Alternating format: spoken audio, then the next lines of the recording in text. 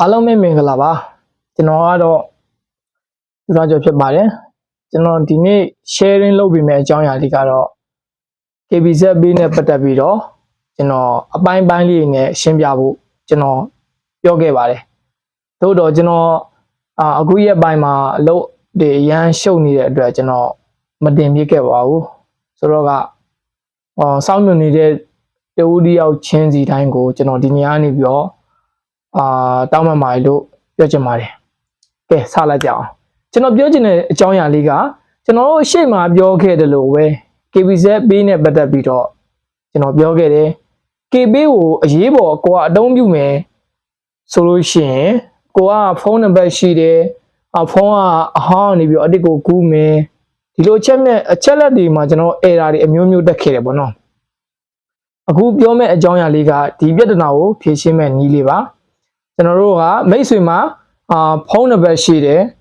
အချက်လက်လည်းစုံနေတယ်ဆိုလို့ရှိရင်နီးစပ်ရာKB စင်တာဒါမှမဟုတ်နီးစပ်ရာကမ္ဘောဇဘန်ဒီမှာတွားပြီးတော့ကျွန်တော်တို့ပြန်လဲregister လုပ်ပြီးတော့ပြန်လဲအကောင့်ကိုပြန်ဝင်လို့ရရပေါ့နော်အဲ့လိုမဟုတ်ဘူးကိုကဖုန်းနံပါတ်လည်းမရှိဘူးဒီ KB အကောင့်ကလည်းသုံးကျင်တယ်ဆိုလို့ရှိရင်ကျွန်တော်တို့ကအကောင့်တစ်ခုဖွင့်ရပါမယ်အကောင့်တစ်ခုဖွင့်ဖို့တော့က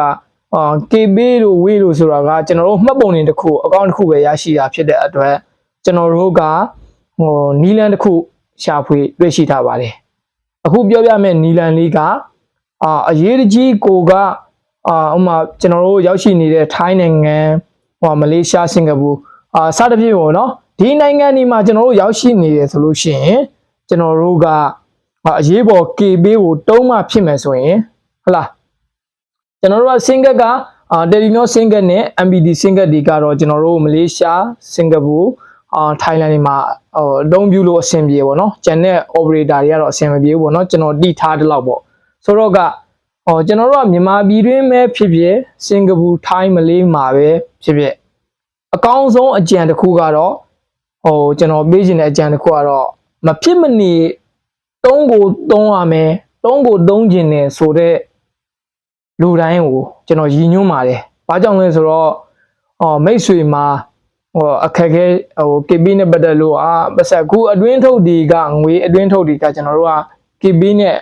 များတာပေါ့နော်ကျွန်တော်တို့နိုင်ငံခြားဘဏ်တွေကနေပြီးတော့မြန်မာငွေချင်းတဲ့အခါမှာလဲ KB system ပို့ပြီးတော့နေရာတစ်ခုရရှိနေရပေါ့နော်အခုနောက်မှာတော့ KB လည်းရတယ် ARP လည်းရတယ်အခုနောက်ပိုင်းကျွန်တော်ပြောရနော်payment system ဆို KB ရမယ် ARP ရမယ် True Money ဟာတောင်ရလာပြီပေါ့နော်ဒါဘန်နေကျွန်တော်မလေးရှားမှာနေတဲ့အတွက်မလေးရှားအကြောင်းအရာနဲ့ပတ်သက်ပြီးတော့ထည့်သွင်းပြောကြတာဖြစ်ပါတယ်ဟုတ်ပြီ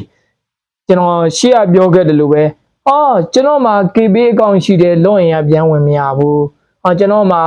ဒီလိုကြောင်းဖြစ်တယ်အရေးပေါ် KB ကိုတုံးမှဖြစ်မယ်ဆိုတဲ့လူတွေအတွက်ကတော့ဒီဗီဒီယိုအဆုံးအောင်ကြည့်လိုက်ပါဘာကြောင့်လဲဆိုတော့ကျွန်တော်က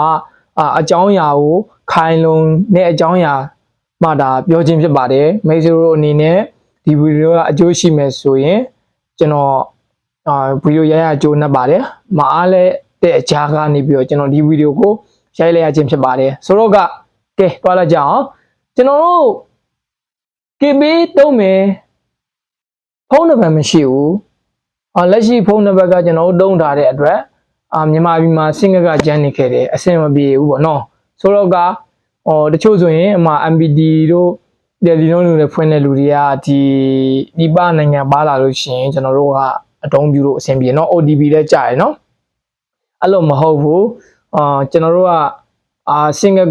Oridu Mindel and ဒီ single တွေနဲ့ဖွင့်ခဲ့လို့ရှိရင် KB ကိုဖွင့်ခဲ့လို့ရှိရင်ဒီနိုင်ငံတွေမှာကျွန်တော်တို့အဆင်မပြေပါဘူးမြန်မာပြည်မှာ single ကျန်းနေခဲ့ရဆိုရင်တော့ OTP တောင်းပြီးတော့ပြန် login ဝင်လို့ရပါတယ်ဒါပေမဲ့ကိုက single ကြီးကိုတခြားနိုင်ငံဖြစ်တဲ့ဥမာမလေးစင်ကာပူထိုင်းတို့ဒီနိုင်ငံတွေမှာ single တွေတဲလာပြီးတော့အသုံးပြုလို့မရတဲ့အခါကြီးမှာကြုံရပါတယ်ဆိုတော့ကကြုံရတဲ့အတွက်ကျွန်တော်တို့ KB တပတ်ကိုတစ်ချိန် login မဝင်လို့ရှိရင်ကျွန်တော်တို့က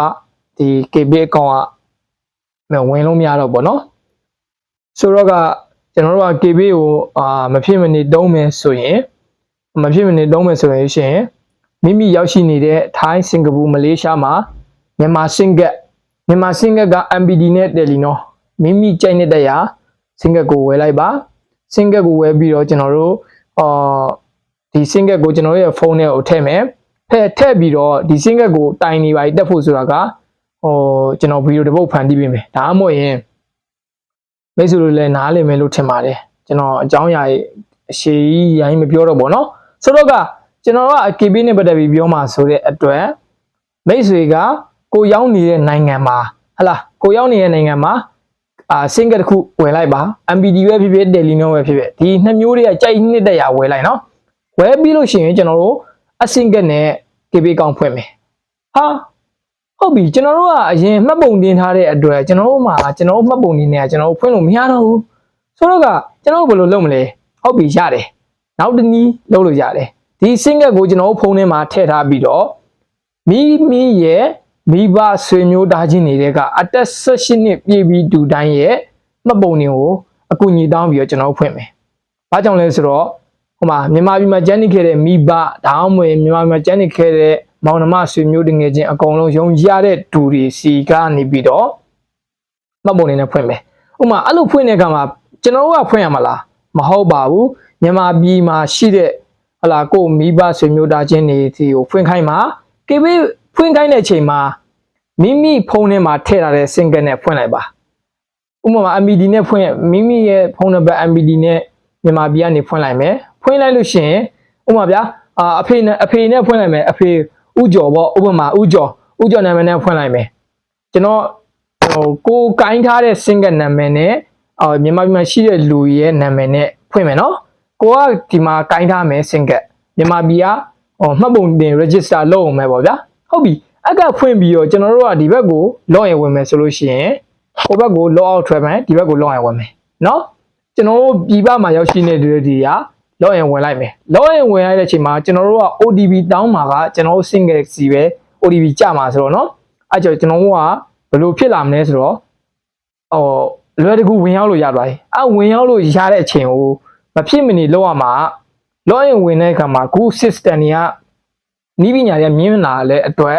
ရှေ့မှာပထမဆုံးဗီဒီယိုမှာကျွန်တော်ချပြခဲ့တယ်လို့ပဲ fingerprint နဲ့ကျွန်တော်လက်ဝေဖြင့်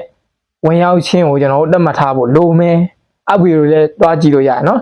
အဲ့လိုမျိုးလိုမယ်လိုလို့ရှိရင်ကျွန်တော်တို့ကအချိန်မီလို့ဗျာဟလားဒီ single ပြောက်သွားရင်တော့ကျွန်တော်တို့က fingerprint လေးနဲ့ကိုယ့်ရဲ့လက်ဝေလေးနဲ့ဝင်အောင်မယ်ငွေပေးချေတာပဲဖြစ်ဖြစ် system အကုန်လုံးလုပ်လို့ရတယ်ဗျာဒီထဲမှာဆိုတော့ကဒီဗီဒီယိုကအကျိုးတစုံတရာရှိမယ်လို့ကျွန်တော်မျှော်လင့်ပါတယ်ဆိုတော့ကဒီဗီဒီယိုကိုအဆုံးအောင်ကြည့်ပြီးလို့နားမလည်ဘူးဆိုရင်ကျွန်တော်ရဲ့ comment မှာထပ်ပြီးတော့မေးလို့ရပါတယ်ဟုတ်ပြီကျွန်တော်ကအခုလိုရှင်းပြရတဲ့အကြောင်းအရာလဲကျွန်တော်လက်ရှိမှာရောက်ရှိနေတဲ့မလေးရှားမှာရောက်ရှိနေတဲ့အခါမှာကျွန်တော်အတွေ့အကြုံတွေအရာကျွန်တော်ရဲ့လေ့လာလိုက်ဆောင်မှုတွေအရာကျွန်တော်အခုလိုရှင်းပြခြင်းဖြစ်တယ်နော်အဲ့လိုမဟုတ်ဘူးအကိုရေးညီလေးရေးအကိုကတော့အကောင့်ကိုသုံးကျင်တယ်ဒါပေမဲ့စင်ကတ်ကဝဲတယ်